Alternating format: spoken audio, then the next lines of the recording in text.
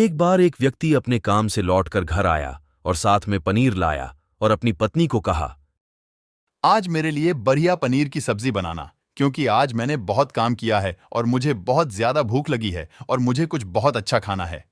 उसकी पत्नी कमरे से बाहर आई और पनीर लिया और कहा, बिल्कुल, आप हाथ पैर धोकर तैयार हो जाइए।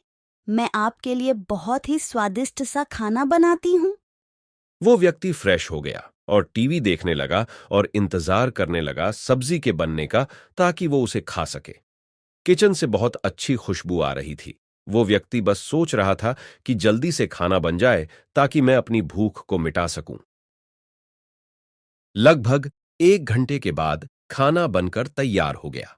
स्वादिष्ट सा भोजन अब खाना लगने ही वाला था कि उस व्यक्ति ने अपनी पत्नी से पूछा, खाने में नींबू है कि नहीं, क्योंकि मुझे पनीर की सब्जी में नींबू डालकर खाना है। लेकिन पत्नी ने कहा, नींबू तो खत्म हो गए। आपसे कहा था, लेकिन आप भूल गए।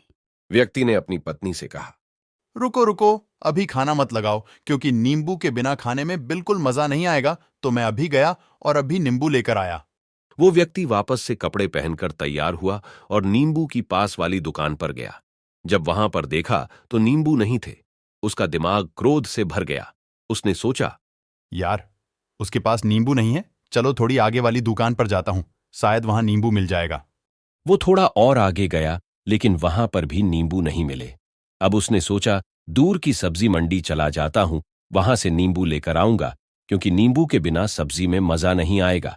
करीबन आधे घंटे के बाद वो करीब के सब्जी मंडी में पहुंचा। वहां पर उसे नींबू मिल गया और वो बहुत खुश हुआ कि चलो नींबू मिल गया और अब मैं घर में जाऊंगा और सब्जी में नींबू डालकर अच्छे से सब्जी खाऊंगा। अब वह खुशी खुशी नींबू लेकर घर आया और अपनी पत्नी से कहा कि जल्दी से सब्जी गरम कर दो, रोटी गरम कर दो और नींबू काट दो, ताकि मैं अच्छे से खाना खा सकूं। अब थाली लगाई गई, सब्जी परोसी गई और नींबू रखी गई। उसकी पत्नी सामने ही बैठी थी और वो व्यक्ति थोड़ी देर के लिए कुछ सोच में पड़ गया।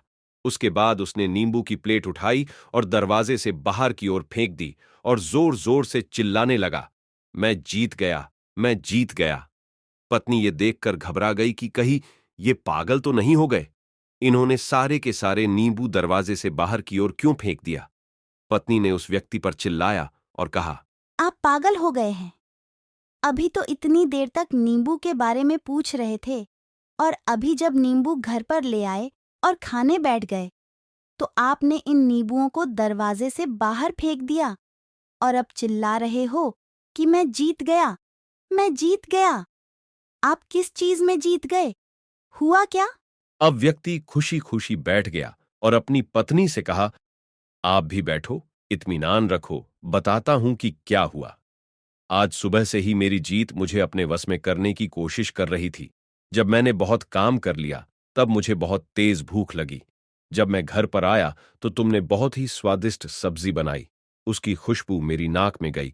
फिर मेरी जीभ ने कहा कि इसे अब नींबू चाहिए। मैं पास वाली दुकान पर गया, लेकिन वहां नींबू नहीं मिले। थोड़ी और दूर गया, वहां पर भी नहीं मिले। तो मुझे उसने और दूर लेकर गई। मैं उसके वश में आ गया और जैसी ही वह कहती रही, वैसा मैं करता गया। अब मैं वैसा ही करता गया जैसा वो मुझसे करवाती गई, लेकिन अंत में मैंने विजय प्राप्त कर ली। मैंने उसे उठाकर बाहर फेंक दिया और कह दिया कि तुम्हारा मुझ पर कंट्रोल नहीं है, बल्कि मेरा तुम पर कंट्रोल है, और मैं जीत गया। क्या आपको समझ में आया कि कैसे अपने इच्छाओं पर विजय प्राप्त करें? कई बार लोगों को शराब पीने की आदत लग जाती है और उस चक्कर में वो भटकते रहते हैं। यदि एक जगह नहीं मिलती तो दूसरी जगह जाते हैं, दूसरी जगह नहीं मिलती तो तीसरी जगह जाते हैं।